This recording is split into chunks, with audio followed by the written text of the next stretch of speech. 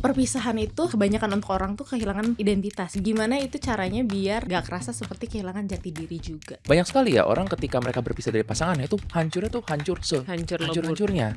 Apakah hari pertama langsung besoknya glow up gitu langsung? Enggak, tentu enggak ya. Sebenarnya kan kita bercerai itu seperti menangisi atau berduka untuk kepergian orang yang masih hidup ya. Aku kayak ngerasa apa ya, mungkin call me selfish gitu, tapi kan memang relationship itu ada dua orang ya gitu. Kalau kita tidak bisa bekerja sama, kayaknya impossible deh relationship itu bisa berjalan gitu kan. Aku mau nanya ke Kak Shanas pernah gak sih mengalami si mirror effect ini gitu? Kalau dari aku iya banget. Efeknya gede banget itu dulu di aku ya. Karena dulu aku memang melihat banyak. Oke semuanya, selamat datang kembali di podcast Ruang Tunggu. Kalian penasaran sama kesehatan mental? Yuk cari tahu bareng-bareng di podcast Ruang Tunggu. Karena di podcast Ruang Tunggu, kita tuh nggak cuma menunggu, tapi juga mencari tahu. Asik. Yuk mulai syuting dulu, udah siap semuanya? Siap. And action. Nah hari ini tuh hari yang cukup menarik ya buat aku. Sebenarnya aku agak deg-degan soalnya di sebelah kiri aku sudah ada guest star dengan kemampuan hosting jauh di atas aku, gengs. Ada Kak Shanas Suhartono. Hari ini hadir Rara untuk mengajarkan Sora. Enggak juga sih. Aduh, senior saya gitu. Oh senior saya, emang saya host insert. Waduh.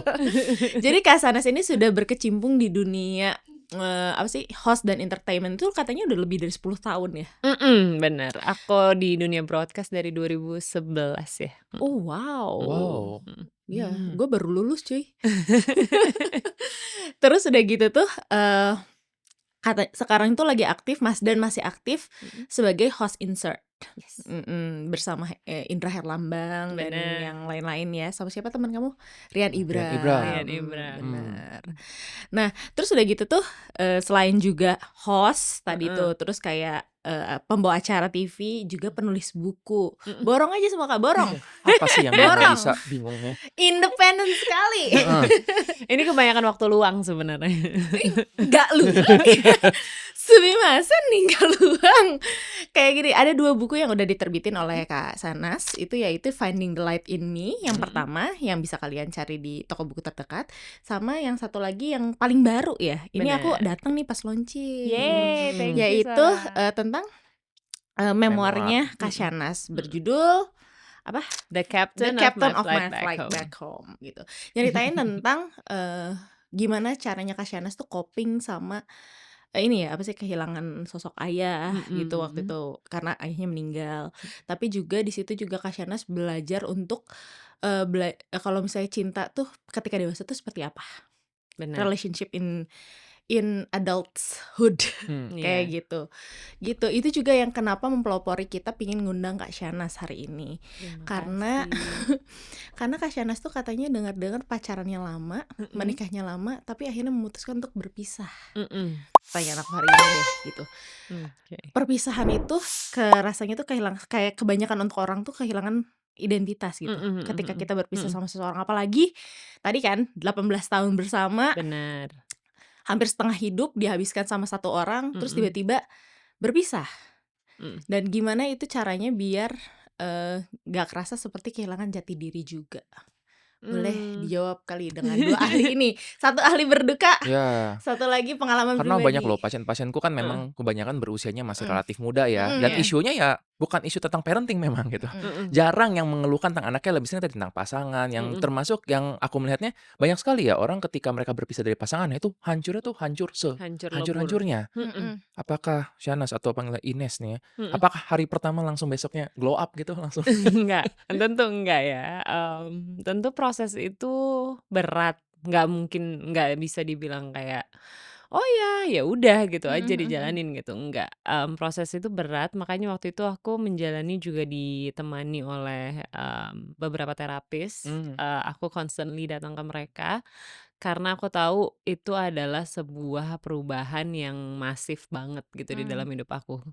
Mmm, Sebenarnya kan kita bercerai itu seperti menangisi atau berduka untuk kepergian orang yang masih hidup ya, gitu. Dan buat aku, jelas itu proses yang life changing gitu. Aku kenal sosok dia tuh dari umur 16 tahun kan. SMA berarti ya? SMA, dari aku Hmm. SMA, heeh. Dan ya dibilang gimana ya, mengawalinya ya itu bukan sebuah hal yang tiba-tiba plek gitu, "Oke, Mhm. aku mau berpisah," nggak gitu ya. Mmm, Cuma, mhm mhm mhm. mmm, reflektif lah, banyak banget hal yang aku lewati untuk bertanya lagi kepada diri aku, sebenarnya apa sih yang aku inginkan di dalam hidup gitu, dan aku sudah jalan sama dia sejauh mana gitu. Mhm. Eee, banyak banget lah hal dan evaluasi yang aku lakukan saat itu untuk diri aku dan juga relationship yang kita punya saat itu gitu. Tapi kenapa aku nggak kehilangan diri aku sendiri, justru malah rooted banget gitu ya masuk ke dalam diri aku sendiri, karena aku tahu kalau, saat itu mungkin bisa dibilang I outgrew the relationship, Mmm. dan somehow aku kayak ngerasa, apa ya, ya mungkin call me selfish gitu, tapi kan memang relationship itu ada 2 orang ya gitu, Mhm. kalau kita tidak bisa, bekerja sama, kayaknya impossible deh relationship itu bisa Iya berjalan iya, gitu betul kan. setuju.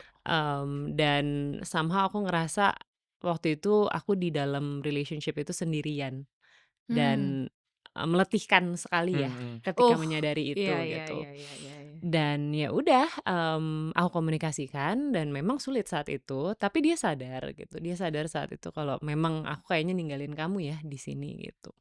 Dan ya bukan proses yang mudah, reflektif buat aku, reflektif buat dia gitu dan apalagi kita memiliki seorang anak gitu. Prosesnya panjang babak Mmm. belur, tapi thank goodness sekarang aku dan dia ada di tempat yang jauh lebih baik gitu. Masing-masing gitu ya, Masing-masing. masing-masing. Masing-masing tapi kita masih berhubungan, masih Mhm. co-parenting dan, aku bisa bilang dia ada di titik dia yang jauh lebih baik, yang dia akhirnya bisa confronting begitu banyak hal dan dia sekarang jadi orang yang lebih utuh gitu dibandingkan dia waktu Mmm. sama aku gitu. Langka loh bisa Menarik, iya seperti itu ya. langka banget, iya. Banget Banget, banget. Banget karena kan banget gini, banget. ini sorry kalau orang kebayang kan kalau misalnya udah pisah, kebayang Mhm. itu kan akan trash talk tentang Iya mantannya Iya gitu iya kan iya iya. ya. iya, pastinya ada ya proses itu Mhm. ya, pasti prosesnya naik turun gitu. Aku juga nggak bilang kalau tidak pernah ada di titik aku tidak menyalahkan dia. Mmm. Dia juga ada Mmm, di titik mhm. waktu itu menyalahkan aku gitu. But at the end of the day, setelah kita udah ngelewatin ini, kami berpisah di 2022 akhir dan akhirnya prosesnya panjang sampai 2023 gitu. Tapi sekarang kayaknya keduanya udah paham Mmm, betul kalau, mhm. oke perpisahan ini memang harus terjadi Iya iya gitu. iya iya. Karena ya itu, akhirnya kita ada di satu titik yang kalau aku nggak berpisah sama dia, aku nggak akan menghasilkan 2 buku ini dan aku nggak akan ngomong di sini Mhm. sama Iya, kamu heeh, berdua gitu ya. Ih, heeh, kita ini Dan heeh kesempatannya heeh. justru. dan dia juga nggak akan benar-benar bisa menjadi diri dia yang sekarang. Dia yang Mmm. sekarang, he's a believer, I don't know, I feel, the energy di dia tuh jauh lebih baik juga Mhm. gitu dan aku senangnya adalah kami akhirnya bisa berfungsi untuk anak kami gitu. Kami Mmm. tetap Mhm. bisa berfungsi, sebaik mungkin untuk anak kami gitu. Oke, kalau aku Mhm, tangkap dari tadi tuh emang berarti, proses reflektif diri ini tuh mhm, sangat-sangat berpengaruh besar banget ya mhm, di proses perpisahan ini untuk Kak mhm, Shanas. mhm, Bener nggak sih? Kayak kayak mmm, emang refleksi untuk melihat lagi ke dalam diri Mmm. sendiri dan banget. menghabiskan waktu dengan diri sendiri itu sangat-sangat berpengaruh dengan besar untuk proses perpisahan ini? Banget, karena bisa dibilang kalau, gini ya, satu hal yang aku kaget adalah waktu aku masih berada di dalam pernikahan itu adalah, aku waktu itu kayak umur 33, ya 33 tahun lah ya, dan aku sadar kalau aku tuh nggak pernah menjalani hidup ini tanpa bayangan dia. Oh. Aku nggak pernah menjalani hidup ini benar-benar aku dulu. Mmm. Jadi kayak somehow aku nggak hanya di sisi aku ya, aku ngerasa aku belum selesai sama diri aku, tapi aku tahu dia juga belum selesai sama diri dia. Mmm. Kami itu adalah 2 orang yang bertemu di usia muda gitu Mhm dan mhm. kami membentuk satu sama lain, tapi mungkin saat itu yang aku tanyakan banget adalah, siapa aku tanpa dia? gitu. Wah, Oh, Mhm, iya iya, dan itu proses banget ke diri sendiri mhm, ya mhm, pasti ya? Balik karena tadi dari muda mhm, sudah bersama, identitimu adalah bersama dengan betul, dia. Mhm, betul. Mhm. Validasi yang aku perlukan adalah dari dia gitu mhm. dan begitupun juga dengan dia. Dan orang yang diutamakan selalu dia ya dari usia tadi 16 Mhm, tahun tersebut betul, gitu. mhm, Nah, gimana sih kalau misalnya dari kamu kayak proses mhm, kan kalau misalnya putus atau berpisah itu kan adalah seolah proses duka kan. Iya. Gimana cara ngebedain gitu kalau ini tuh ada proses duka putus atau ini adalah krisis identitas? Mhm. Kalau tadi kita ngomongin mengenai duka ya, dan ada loh namanya memang paradoxical grief. mmm, Paradoxical grief itu adalah ketika orangnya ini masih ada, tapi seolah-olah sudah nggak ada. Mhm. Ghosting itu kan juga kita akan merasa orangnya masih ada nih, tapi nggak ada. mhm, Atau iya masih, atau yang sebelumnya dekat, bareng-bareng, semua berbagi cerita, tiba-tiba sekarang dalam situasi udah nggak bisa ngobrol lagi. Itu kan juga mhm, suatu paradoxical grief. Bahkan ada anggapan lebih mudah memproses grief yang beneran. Karena mmm, paling enggak udah jelas nih, orangnya memang nggak ada. mhm, mhm, Dalam situasi inilah paradoxical grief ini jadi banyak mempertanyakan what if-nya gitu. Jadi memang ini suatu yang benar-benar real. mhm, Apalagi kalau kita ngeliat ya dari ini teorinya Erik Erikson tentang stages of psychosocial development bahwa manusia umur 20 sampai 40 tahun mhm, itu memang perannya adalah mencari cinta, oke? mmm, Intimacy versus isolation. Nah, ada beberapa misalnya pasienku cerita umur 20-an datang, "Dok, tapi sebenarnya malu cerita ini receh banget masalah cinta." Terus gue bilang, memang di umur segitu, cinta itu adalah jadi yang utamanya. bener, Sama aja kayak anak umur misalnya belasan ya 16 tahun bilang, "Ini sebenarnya receh, aku berantem sama temenku." Bagi anak umur segitu, itu yang paling penting bener, tentang dia sama peer-nya mhm, gitu. Nah, jadi ketika seseorang mengalami patah ya dalam relationship itu, mmm, dia memang bisa berkembang menjadi apakah jadi tumbuh atau dia jadi isolation. mmm, Membedakannya adalah apa yang dia lakukan. Nah, harapannya gini, dalam kondisi yang ideal dia akan menemukan intimacy. Dia akan bisa untuk intimacy nggak cuma dalam bentuk pasangannya, tapi dengan teman-temannya dia mungkin bisa ada friend groupnya. mhm, mhm, Ketika itu hilang, bisalah terjadi yang namanya isolation. Kesepian yang merasa, "Duh, aku merasa aku berjuang sendiri, nggak ada yang ngertiin aku." Itu tuh mhm, berat banget. mhm, Nah, jadi apakah ini bisa mengarah ke krisis identitas? Bisa banget. Bisa Kayak banget. tadi kan yang Senas bilang, mhm, tanpa dia, jadi aku ini siapa? Iya mhm, iya. Nah, untuk proses dia sembuh dari isolation ini, berarti dia perlu untuk mengeluarkan dirinya dari isolasi tersebut. mhm, Dia butuh untuk mungkin keluar rumah, mencoba hal-hal baru. bener, Masalahnya walaupun tahu itu perlu dilakukan, nggak semua kan ya menjalankan itu. bener, Dia tahu, nggak perlu dibilang bahwa ada kok orang lain di bumi. Dia tahu, mhm, Iya. gitu. Dia tahu kok bahwa kamu keluar rumah aja, olahraga, nanti kamu merasa lebih baik. Dia tahu tentang itu. Tetapi Mhm. kenyataannya nggak semuanya siap untuk itu. Karena tadi mungkin dia terlalu masih damage ya, masih terluka akibat identitinya itu memang hancur. Begitu. mhm, mhm, Menarik menarik. Nah, aku jadi kepikiran lagi, aku pernah dengar istilah namanya mirror effect. Mhm. Karena ya aku juga sendiri punya pengalaman pribadi di mana, kalau dulu memiliki pasangan yang sudah berpisah, mhm, terkadang tuh pasangan sebelumnya itu memberikan label Ya, ke kita ataupun kayak menotis sesuatu dari badan kita yang kita tidak sadari. mmm, Kayak, "Ih itu bentuk bibir kamu," kayak gitu, terus kita mhm. nggak sadar, terus tiba-tiba kayak itu jadi terbawa ke Betul, bahkan ke relationship sebelumnya, Sesudahnya, setelahnya mhm, setelahnya. Nah, bisa dijelasin nggak sih mirror effect tuh apa? Dan Oke aku mau nanya ke Kak Shanas pernah nggak sih mengalami si mirror effect ini oke. gitu? oke, Aku jelaskan ini simple kok, sebenarnya simple Mhm, banget. Teman-teman kalau misalnya kita ngecek ya diri kita mhm, sendiri, mhm, kan kita ngeluarin handphone, buka iya, kamera depan terus kita ngaca kan. Nah, mhm bener, mhm, kira-kira mirror itu kan fungsinya itu, mhm, supaya kita tahu ini rambut gua rapi atau iya enggak, iya, lipstik gua rapi atau enggak, itu kan fungsinya. Jadi seolah-olah si handphone ini, cermin ini mhm, bisa ngomong, bisa mhm, memberikan validasi. Udah kok, ini udah oke. mhm, Nah, sekarang bayangkan kalian ngaca tapi pakai filter. Filternya yang mempercantik. mhm, Walaupun kita merasa di sini ada jerawat, di filter tuh wah bagus-bagus saja, kita jadi pede, happy. Tapi sekarang bayangkan filternya bukan filter yang mempercantik. Filter yang bikin mhm, mukanya jadi gepeng, yang bikin mungkin jadi tua gitu. Ketika melihat itu, kita akan jadi ngerasa, wah aku nggak sebaik itu. aku banyak kekurangannya. Yes. Nah sekarang kita ganti handphone atau mirror ini sama manusia. mhm, Inilah makanya mirroring itu sebenarnya munculnya dari sejak kita kecil, orang tua. Ketika kita Mmm, menunjukkan sesuatu pada orang tua kita bakal merespon bagaimana. Di kondisi yang ideal, orang tua kita bakal banyak memvalidasi, tapi juga bisa mengkritisi supaya kita mhm, berkembang. Nah, mhm, ada kan beberapa anak yang mungkin tumbuh besar di keluarga yang over validation, semuanya dibagus-bagusin, dia memang happy. mhm, Tapi begitu masuk dunia nyata, duar, kehantem. Mhm. Ada juga sebaliknya, orang tua ini sangat-sangat pelit validasi, dapat nilai 9, wah 9, kenapa nggak 10? Harusnya A Wah, plus. dapat nilai 95, oh temen kamu dapat berapa? Aduh, Sama juga, berarti nggak spesial dong. Nah, Nah, Asian iya. parent. banget. Nah, itu jadi tadi seperti cermin ya, cermin yang bisa ngomong, tapi tiap kali ngaca tuh cerminnya selalu mengkritisi. Iya. Nah, jadi tadi memang kita manusia tuh punya kecenderungan untuk mencari validasi dari orang Mhm. lain dan itu sebenarnya nggak salah. Itu kan nature kita sebagai Betul. manusia. Tapi mirror effect-nya terjadi ketika kita jadi terlalu percaya. Mhm. Sepenuhnya kita jadi percaya dengan kata-kata dari si cermin Mhm. ini yang mungkin tadi ini pasangan kita, mungkin orang Mhm. tua, bahkan mungkin netizen. Iya. Iya sih. Jangan sih kalau netizen. Itu paling mengerikan. Kalau dari aku iya, banget. Efeknya gede banget itu dulu di aku ya. Makanya juga aku kan, nulis, banyak hal mengenai hal itu, salah satunya karena dulu aku memang melihat banyak, diri aku tuh dari sisi dia. Dan, dia bukan orang yang penuh dengan pujian.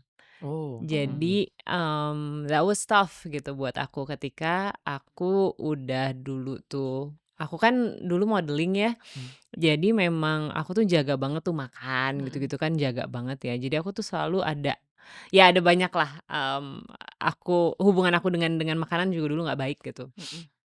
Dan itu diperparah karena dia tidak pernah memberikan validasi, aku tuh udah cukup gitu, saat Ah, itu, Oke. gitu. iya iya iya Jadi aku iya iya. melihat hal tuh dari sisi dia, aku tuh merasa, oh dia tuh pengennya, memiliki pasangan seperti Victoria's Secret Angels gitu. Oh, Buset. Seperti itu buset. gitu, kayak di Mhm. kepala aku itu dan itu pernah menjadi isu di Mhm. dalam relationship kita gitu. Aku bilang gua workout-nya, gua jaga makannya, I will never be, Giselle Bundchen gitu kan. Mhm. Mhm. Terus ya udah, banyak hal lah gitu dan terkait dengan fisik, terkait dengan mental gitu ya. Aku ngerasa banyak banget yang aku perlu, buktikan terus-menerus gitu. Yang akhirnya ketika efek itu hilang, aku memberikan validasi itu ke diri aku sendiri kan. Oh. Dan aku belajar banget tuh caranya untuk mencintai diri aku dan ngobrol sama diri aku jauh lebih baik gitu. Mhm. Dan itu yang ngubah semuanya sih, itu Mhm. ngubah semuanya sih, karena dulu aku jahat banget ternyata gitu. Mhm mhm Jadi mhm. nggak hanya aku tidak memiliki pujian dari dia, aku perparah dengan diri aku sendiri yang selalu ngomongnya jahat sama diri Oh, aku gitu ikut Mhm. kan. ngebully Ikut diri ngebully sendiri ya? diri ya? Ikut ngebully banget gitu. Jadi aku tuh, ada di titik aku ngerasa nggak pernah cukup kan. Mmm. Jadi aku benci sama diri sendiri gitu, kayak aku Mmm. ngerasa aku kurang cantik, kurang kurus, kurang ini, kurang itu, gitu aja terus Mhm. setiap hari Mhm gitu. mhm mhm. Sedangkan, sebenarnya banyak banget yang harusnya aku syukuri dan banyak banget, cara untuk aku melihat diri aku jauh lebih baik dari itu gitu Iya. kan. Dan akhirnya tools-tools itu yang aku kemudian pakai untuk setiap hari memberikan, afirmasi baik gitu ke diri aku, sampai tumbuh rasa cinta itu, unconditional love itu gitu kepada diri aku sendiri, yang sekarang kayaknya jauh lebih solid ya gitu ketika nanti aku mendapatkan perlakuan yang mungkin nggak cocok, aku akan tahu gitu. Tapi kan Mmm. maksudnya zaman dulu kan aku nggak tahu ya. Jadi apapun itu aku terima-terima aja validasi macam apapun gitu Mmm. dari orang luar, terlebih dari pasangan aku gitu. Oke. Iya, jadi bentengnya itu sih menurut aku kayaknya bener-bener si tools-tools ini yang bikin aku kayak ngerasa, "Enggak, you're enough, Mmm. you're okay, ya dan kita baik-baik aja," gitu. Pasti Mhm. butuh waktu lama dong untuk Lama mengubah, banget ya. Banget mematahkan itu. banget. Apalagi kan 18 tahun Mhm, bersama, terus banget. kayak wah itu pasti Wah, kebayang sih aku. Mhm. heeh, karena emang menurut aku sih kita semua work in progress ya, nggak Iya. mungkin Mhm. kelar juga gitu. Aku tidak hanya menjalani, terapi, apa namanya, benar-benar ke psikolog dan terapi-terapi yang aku lakukan bersama terapis, tapi aku juga pergi ke spiritual leaders, Mhm. aku Mhm. ngobrol juga, aku ngomong pokoknya banyak banget layers-layers di dalam Iya. diri aku yang harus aku konfront kan. Mhm. Kayak aku ngomong sama diri aku tuh seperti apa dan banyak banget hal yang akhirnya dipasrahkan gitu ya, apalagi terkait dengan iman gitu. Mhm. Dan akhirnya itu sih yang ngebentuk, mmm, be kayak bukan pertahanan diri juga ya, sekarang malah justru lebih ke ya udah gitu. Mmm. Karena ya udah diberikan begini, berterima kasih, banyak ekspektasi udah nggak ada gitu ya, Mhm. Mhm. tapi ya flowing aja sih, aku nggak Penerimaan tahu. diri gitu Mhm ya? mhm. Mmm. Mhm. Kita kan pernah bahas soal attachment style ya Mmm. di episode-episode sebelumnya gitu. Aku mau nanya kamu dong, seberapa ngaruh sih attachment style ini dengan kayak proses perpisahan ini? Oke. Mmm. Attachment style itu dulu kita bahasnya tentang bagaimana satu orang tuh berelasi dengan satu orang Heeh lainnya. heeh. Yang bagus itu kan secure. Secure itu Betul. adalah ketika dia ada orang ini dia senang. Ketika Mhm. orang ini pergi, dia mungkin merasa gelisah tapi mampu melakukan self soothing, bisa Iya. menenangkan diri Mhm sendiri. Entah mhm dia mhm. bisa main game, dia bisa Mhm baca. mhm. Nah, yang menjadi masalah berarti biasanya attachment style yang anxious. Iya. Mmm. Anxious ini adalah yang clingy. Mhm. Jadi dia merasa bahwa harga dirinya, identitas dirinya tergantung orang lain. Mhm. Selama orang ini ada dan bisa memberikan validasi, bisa menemani, hidup dia aman. Masalahnya kan hidup lu nggak cuma dia doang dan Bener. sebaliknya hidup dia nggak cuma lu Mhm doang. Itu yang membuat jadi masalah. Jadi mhm. pada orang-orang dengan anxious attachment ini, ketika pasangan ada dia happy, ketika pasangannya pergi dia jadi nggak tenang, dan ketika pasangan kembali dia jadi sangat cemas, Mhm Mhm. takut akan meninggalkan lagi. Nah, mhm itu membuat dia jadi kayak menuntut pasangannya harus ada. mhm Kalaupun pasangan tiba-tiba memutuskan untuk pergi begitu saja, mhm. nggak sembuh, dia akan berganti Mmm. menjadi entah orang lain, dia akan attach dengan yang lainnya. Makanya sebatas cuma putus atau pisah doang, itu kadang nggak menyelesaikan masalah kalau kitanya belum diubah. Itu Bener. Iya. cuma mengganti doang. Mmm. Sama kayak naik Objeknya. mobil, Mhm. nabrak, kita nggak memproses kenapa kita nabrak, kita ganti mobil lain, nabrak lagi. Mmm. Dan kadang-kadang orang nyalahin jalan, Iya. nyalahin lingkungan, nyalahin cuaca, Mhm. tanpa refleksi, jangan-jangan cara nyetirku yang perlu untuk diperbaiki. Iya Bener. ya. Begitu. Kalau aku lihat-lihat lagi emang refleksi ini tuh adalah kunci utama ya, bukan pijet, tapi adalah Itu Itu ngobrol juga juga dengan boleh sih. itu juga ngebantu. Boleh. Karena bagian dari self love ya. Problem gini, mungkin tantangan besarnya adalah orang yang tahu harus itu juga Heeh. mungkin melakukan refleksi, harus tadi melakukan segala macam terapi atau mungkin secara Mhm. spiritual. Kebanyakan udah mulai capek, panjang prosesnya. Mhm. tapi kan harus dijalanin sama Betul. kayak diet. Mhm. Mhm. Karena orang cenderung untuk pengennya instan gitu kan. Makanya tuh Bener. yang self help cepat kayak cara instan lepas dari mantan itu tuh laku. Karena mereka berharapnya secepat itu. Iya. Oh, Jadi di secepat sisi itu lain udah untuk move menjalani on ya. bertahun-tahun, kalau memang dalam sehari 2 hari bisa move on, jangan-jangan memang nggak sedalam itu. Kenyataannya kalau misalnya Mmm. sedalam itu, Mhm berarti mhm. kan nggak mungkin semudah itu juga Iya. dilepaskannya. Betul sih. Jadi mikir. Jadi refleksi. Heeh. Heeh. Nah, aku jadi pengen nanya dong, kalau misalnya Kak Shanas kan sudah Heeh. lama gitu berpasangan dan menyematkan dirinya itu, "Oh saya istrinya A," gitu, atau enggak, "Saya Mhm. pasangannya si A," gitu. Mhm. Gimana caranya Kak Shanas untuk kayak melepaskan label tersebut Mhm. dan mengganti label dengan, "Oh aku adalah Shanas Mmm. Suhartono," gitu. "Inilah Mmm. aku," gitu. Iya. Aku tidak bergantung pada siapapun. Aku adalah wanita Mmm. independen." Aku tapi nggak mau sebenarnya, tapi terpaksa. Pengakuan jujur. Udah siap banget sebenarnya untuk Mmm. manja ya. Mmm.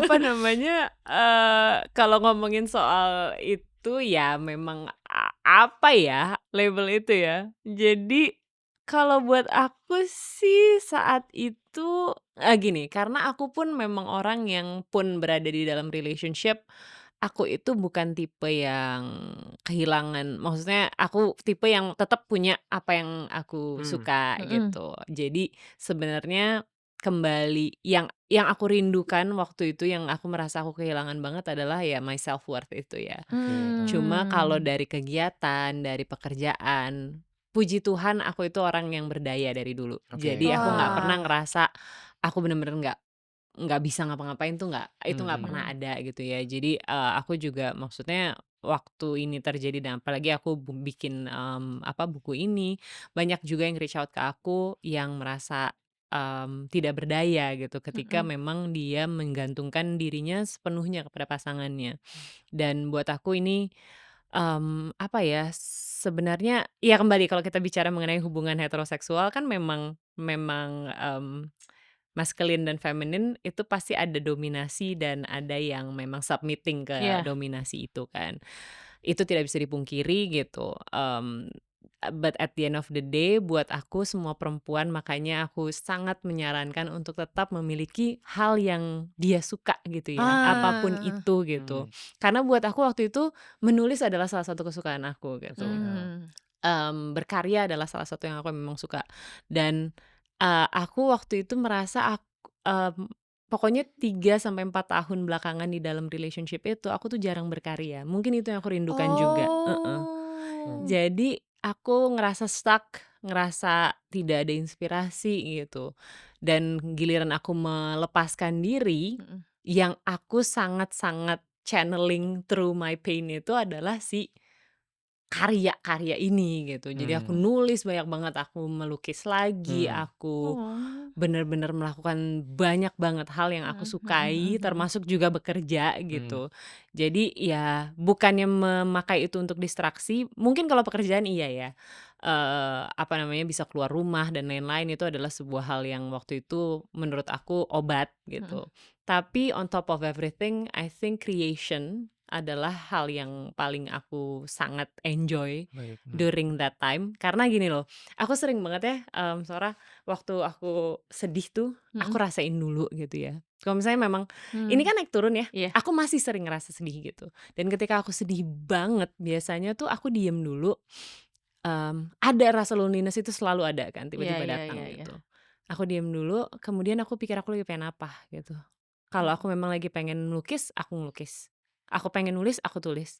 Aku pengen nyanyi, aku nyanyi di depan piano aku sendiri. Hmm. Udah Mhm. gitu. Dan pasti at the end of that session, I feel a lot better. Always Oh. gitu. Hmm. Jadi ternyata memang aku perlu channeling itu keluar aja, Iya iya. ekspresi Iya gitu. Ya. iya iya Udah, iya iya iya. heeh. Mendengarkan diri sendiri ya, kayak Heeh, Listening to your body. listening to your body kayak, "Aku mhm. saat ini butuh apa?" gitu. Bener, dan Hmm. bergerak juga sih. Bergerak. Oh, iya Bergerak iya tuh iya iya. ngaruh banget, yoga tuh ngaruh banget buat aku. Hmm. Menarik. Sangat-sangat Hmm. reflektif ya episode hari ini. Aku jadi punya pertanyaan gitu. Mhm, Kan karena Kak Shana suka menulis, apakah journaling mhm. sangat-sangat membantu ketika kita proses reflektif kita lebih efisiens? Sangat, karena aku itu tipe yang kalau aku bingung aku nulis kan, Mhm. dan kalau aku nulis biasanya, aku tahu tuh kusutnya di bagian mana. Hmm. Jadi Oh. kan keluar tuh, Iya terus iya aku iya jadi iya. tahu, oh ternyata lo tuh kesel di bagian ini ya, gitu. Heeh, Oh. jadi aku lebih kayak memakai journaling dulu aku waktu ini terjadi, waktu proses ini, setiap hari aku journaling. Sekarang ketika aku lagi resah gitu, Mmm. aku tuliskan apa sih keresahan aku, dan biasanya aku cari tahu lagi akar akar dari keresahan ini tuh apa gitu. Mmm. Bisa aja aku sedih bukan karena yang aku kira aku sedih gitu. Ya, itu Aku penting tuh. iya, Hmm. aku cari lagi nih kenapa sih sebenarnya gitu, dan makanya maksudnya kayak ngomongin attachment style, itu juga salah satu hal yang aku jadi pelajari banget ya, hubungan aku dengan orang tua aku Hmm. tidak hanya maksudnya orang tua tuh ada 2 kan. Jadi aku reflektif yang di sini memang aku ngomongin banyak pintu masuknya adalah ngomongin soal papaku, Mhm. tapi sebenarnya hubungan sama mamaku juga jadi sangat-sangat sentral gitu di dalam, Ya. buku ini gitu. Jadi Mhm.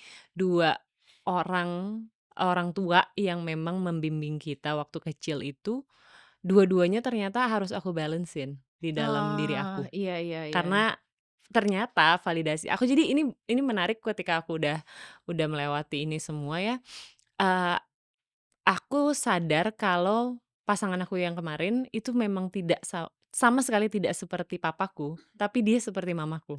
Oh. Oh. Gitu. Kapan menyadari itu? Iya, kapan titik Mmm, iya iya, aku juga penasaran. pas aku menulis ini semua sih. Jadi pas aku Bahkan Oh. setelah itu setelah ya? pas aku Hmm. terapi, aku tulis, Heeh. aku sadari, oh ternyata Hmm. gua itu nyari validasi mama. Menarik. Gitu. Jadi Oh. gue nyari validasi mama selama ini Heeh gitu. heeh heeh. Gue mintanya itu ternyata gitu. Karena Hmm. papaku itu banjir sama pujian. Hmm. Heeh. Papaku itu aku turun pakai ngambil ngambil handuk gitu ya setiap hari, "Ines cantik, Ines Hmm. pintar," gitu. Mmm. Selalu Hmm. penuh dengan pujian gitu. Mmm. Bahkan jadi aku ngerasa, "Ah, gombal," gitu Iya iya kan. iya Jadi aku iya. Heeh. sebel sama laki-laki gombal Heeh. karena aku pikir, ih, seumur hidup aku digombalin sama papaku gitu kan. Mhm. Tapi ternyata yang harus aku balut, lukanya itu adalah relationship aku sama mama gitu. Oh, Hmm. menarik banget ya. Seru. Mhm. Dan ini dibahas di bukunya, aku juga sempat baca sebagian dari bukunya itu dan aku ngelihat kayak, ini juga kayak ngebongkar kayak, proses kayak kenapa waktu itu papa dan mama seperti ini dan apa Mhm. pengaruhnya ke Kak Ines gitu ya, kenapa aku jadi Betul. manggilnya Kak Ines, Heeh. Kak Ines aja. Shanas, Heeh. gara-gara kamu. Mhm. Mhm. Menarik. Oke, kalau gitu kita langsung aja nih udah hampir 30 menit. Kita masuk aja ke segmen Semangka, sesi mengupas solusi kehidupan. Yes. Dari Kak Shanas sendiri gitu, Heeh. selain journaling, reflektif, dan tadi kan udah beberapa kali dibahas Mhm. gitu, itu yang sangat-sangat berpengaruh. Ada nggak sih kayak misalnya cara lain yang untuk kayak ketika yang cara lain yang Kak Shanas lakukan ketika proses perpisahan itu Hmm. untuk tetap mendapatkan jati dirinya lagi selain proses-proses tadi? Dari Hmm. kamu mungkin apa Aku dulu ya. yang bisa juga di ini sambil nunggu Kak Shanas Oke. berpikir? Potongan semangka untuk para penunggu setelah mengalami mungkin pisah, Heeh kehancuran heeh, itu. Aku mungkin merujuk kepada buku semangka ya, karena aku pakai analogi tumbuhan di situ. Mhm. Kita punya tugas untuk terus tumbuh, itu potongan pertama. Sadari bahwa Mhm. kita akan terus tumbuh, ya. Mhm. Potongan kedua, menyadari ketika kita sudah makin tumbuh, jangan-jangan memang tempat kita tuh sudah terlalu sempit. Jadi kita butuh Ah. untuk keluar dari tempat itu karena kita butuh tempat yang lebih besar lagi, gitu. Yang mungkin tadi dibilang outgrow dari relationship itu Mhm. ya. Mhm. Iya Yang iya. ketiga, kalau misalnya kalian sudah coba untuk bertumbuh dan mencoba untuk, "Oke, aku mencoba hal baru, men-challenge hal baru," dan masih nggak nyaman juga, jangan-jangan tempat tumbuhnya salah. Oh. Kalau kalian misalnya adalah tumbuhan kaktus, jangan-jangan jangan ditanam di sawah. Iya. Kalau kalian Iya. adalah tumbuhan padi, jangan enggak, bukan. Kalau kalian adalah tumbuhan padi, jangan ditaruh di padang pasir. Kalau Ah, kalian adalah jadi ingat ya, teruslah bertumbuh, cek tempat kalian sudah bisa nggak lebih dibesarkan lagi dan juga mungkin cek tempat yang lainnya. Oke? oke oke. Dari Kak Shanas sendiri selain itu Heeh. kayak aku juga tadi ingat soal tentang validasi, Mhm. seeking for validations. Mhm. Kayak kadang-kadang nih orang Mhm. kalau misalnya udah putus tuh suka pingin payback gitu, kayak Mhm. it's payback time gitu. My time to shine. My time to shine gitu. Iya. Jadi aku sering banget ngelihat kayak kalau misalnya temen aku putus, kok Mhm. lu masih sering kayak ke tempat mantan lu sih atau kayak Oh, gimana sih? oke. Kayak untuk ngelihat kayak untuk nunjukin kalau misalnya lu berubah, lu jadi Mmm. punya kegiatan baru sekarang atau Mhm. pekerjaan Hmm. baru Mhm. atau kayak itu kayak hovering aja ke mantan lu gitu. Mhm. Kenapa kamu butuh validasi itu gitu? Mhm. Kayak gitu. Ada nggak sih kayak Aku enggak sih, aku enggak. Aku tuh tipe mhm, orang yang emang kalau udah ya udah mhm gitu mhm. ya.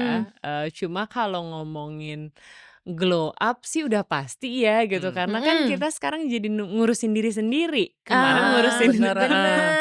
Waktu dan orang lain. energinya jadi Iya, ada. Iya. bener gitu. Jadi, dan validasi yang paling penting kan dari diri sendiri jadinya kan. Kayak Mhm. aku tuh bener-bener ya, ini sebuah jurus, yang menurut aku sangat bisa diaplikasikan untuk semua yang lagi Hmm. mengalami ya itu patah hati, apapun bentuknya.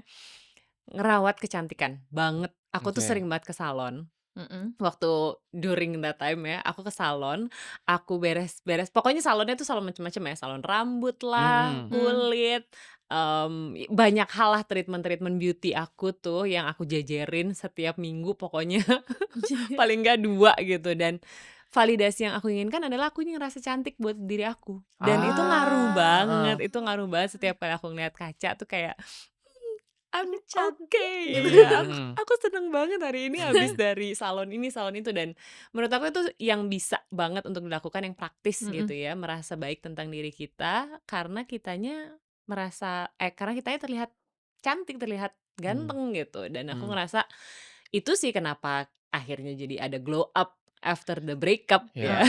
Mhm. Menarik menarik Mmm. menarik. Dan salah ya menurut aku kalau misalnya kita tetap cari validasi dari Mantan, mantan. dari diri Dari diri sendiri sendiri. paling. Jadi validasi itu Mhm. harus datang dari diri Mhm. sendiri. Oke. Iya ya, Menarik. glow up itu sebenarnya tadi sama ya, tetap tumbuh, wajib itu. Bener Mhm. bener. Menarik menarik. Mhm. Udah, kalau gitu sekian aja kali ya Mhm. podcast Ruang Tunggu hari ini. Aku sih sebenarnya pengen part 2 kali ya, kita ngebahas apa ya sama Kak Shanas part 2? Boleh dong aku mengajukan karena banyak nih Mhm mhm. pasien-pasienku datang dengan, "I can fix her dok." Waduh, "I can fix him Waduh. dok." Waduh, Oh, gimana itu kalau itu juga tuh? pernah nggak sih karena dari Heeh. kan lama nih Mhm. prosesnya, pernah nggak sih kepikiran kayaknya dia akan berubah deh suatu hari nanti? Enggak Oh, enggak enggak nggak pernah enggak kepikiran? dong, kalau aku masih ngarep dia berubah berarti aku masih harus stay di dalam relationship itu. Ah. Maksud aku masih Heeh. pas di saat di relationship? Iya, dulu ada rasa seperti itu, tapi kan at Oh, the end orang nggak akan maksudnya kalau kita masih pengen mengubah orang itu juga, apakah itu benar-benar cinta kita Mhm. kita cinta sama dia atau kita cinta untuk potensi dia, enggak. Aduh, Mhm. mantep. Kayak pas Mantep kita banget bahas ya ya. apa kita bahas ya, iya. Oke. Dan aku juga pengen tahu apa sih cinta apa adanya atau cinta yang berkembang, itu Hmm. gimana sih cara ngebedainnya Oke. gitu, Mhm. gitu. Jadi kita bahas I ya. Can Fix Her itu apakah toxic atau Nah. tidak, kayak gitu. Kalau kalian juga tertarik untuk beli bukunya Kak dan beli bukunya Dr. Andreas, tadi juga di pembahasan hari ini tuh ada yang tentang label, itu juga terkait dengan buku semangka ya. Betul. Iya, seorang wanita yang ingin menjadi pohon semangka di kehidupan berikutnya. Dan kalau kalian lagi struggling banget relationship atau gimana bingung cara untuk refleksi diri, menurut aku kalian wajib banget baca 2 buku ini. Karena ini proses refleksi yang sangat-sangat bagus dari seorang Kak Shana Suhartono. Wih. Jadi kalian bisa ngerti gimana harus refleksi itu harus mulai dari mana sih, selain pergi ke tempat pijat. Oke, kalau kayak gitu terus aja di-follow Ruang Tunggunya, di-subscribe sekarang dan dinyalain notifikasinya jadi kalian gak ketinggalan sama podcast Ruang Tunggu. Dan jangan lupa di-follow Instagramnya Dr. Andreas @der.ndreamon. dan Instagram aku di @littlesora dan Instagram Kak Sanas. Syahna Suhartono. Oke, jangan lupa juga kalian follow Instagram Pod Ruang Tunggu di @pod.ruangtunggu. Oke? Jadi karena di setiap perhentian pasti ada ceritanya. Terus kita tos begini nih. Oh, oke. Ya. Oke. Semangka. Semangka. Yeay.